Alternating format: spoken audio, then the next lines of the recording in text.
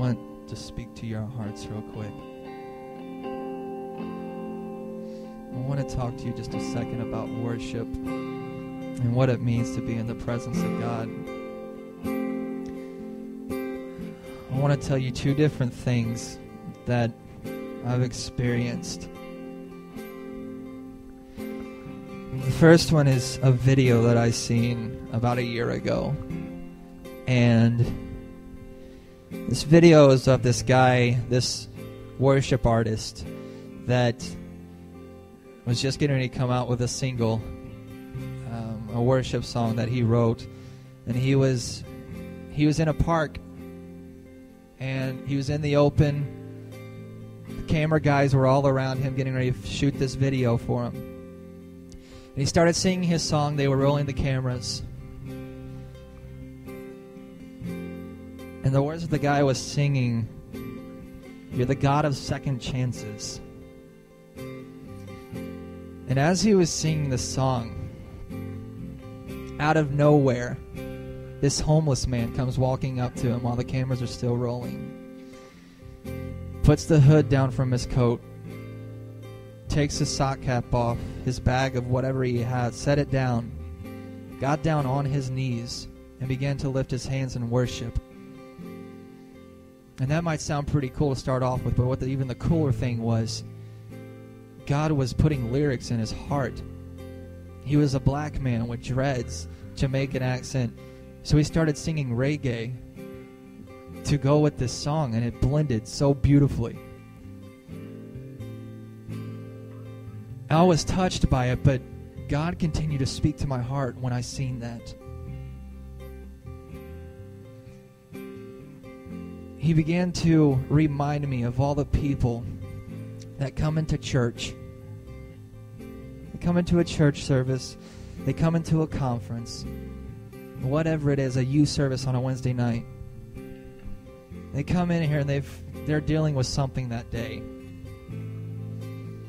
Or maybe they're just in this season in their life where they don't want to spend time with God. They don't want to dedicate all their time to God. They've got their own issues. And God began to speak to my heart after I seen this homeless man. A man that doesn't even have a roof over his head. A man that sleeps on a park bench in all seasons of the year. During winter, during fall.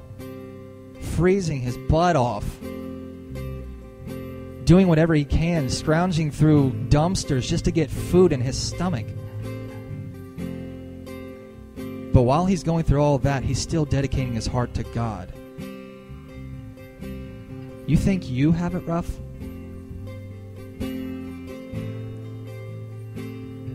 God continued to speak to me and said, I want you to tell whoever you come into contact with during a service or whatever, I want you to tell them, if they're not going to worship me, if they're not going to use their gifts that I gave them, I'm going to find a man that's sleeping on a park bench that will.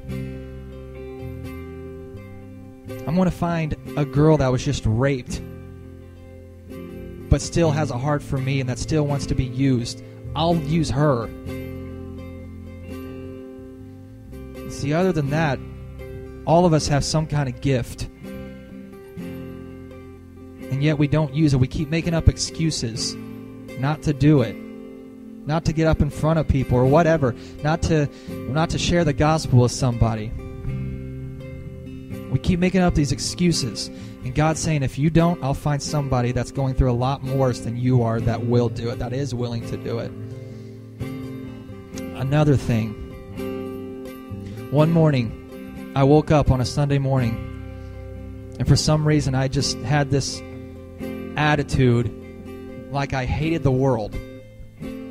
I'm sure you guys know what I'm talking about because you guys got to experience it. I was angry about nothing. I was mad at everybody for absolutely nothing. I walk into the church service during worship, and I just stand there, building walls around my heart, keeping my hands crossed, keeping my arms crossed, making up all these excuses not to worship God. Saying, God, I'm mad right now. I don't want to worship right now. I'm not in the mood. But then God continued to take my vision to a man that was sitting 5 rows in front of me. His left hand was crippled. But you know what? That didn't stop him.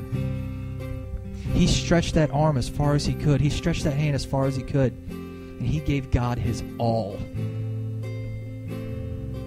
And you know what? That man inspired me. He jacked me up inside. He challenged me.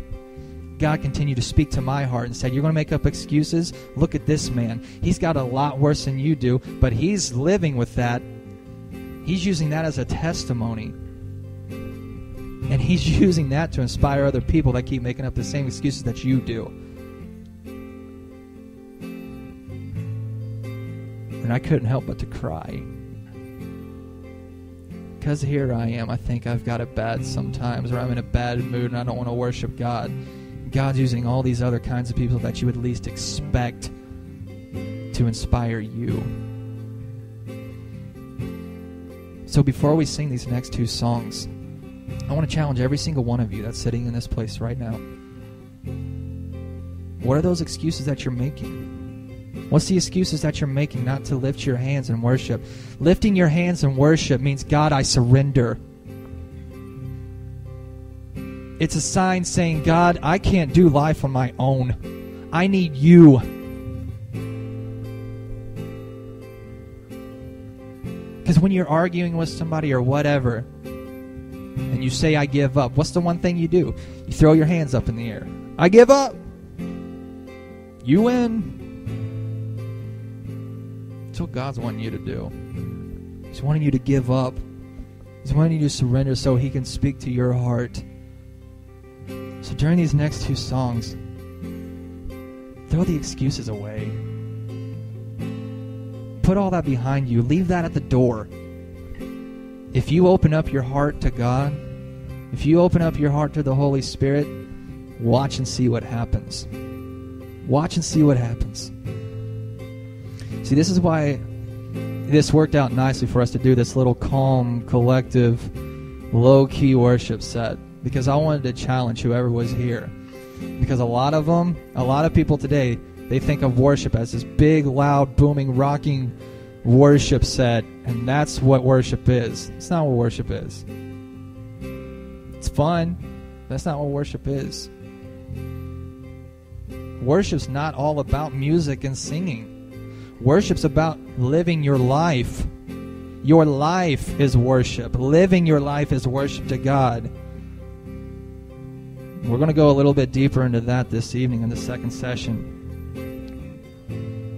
But I want to tell you, I'm challenging you right here, right now, just to open up your heart to God. Say, God, just come into my life. Surround me with your Holy Spirit right now as I worship you. So let's try this.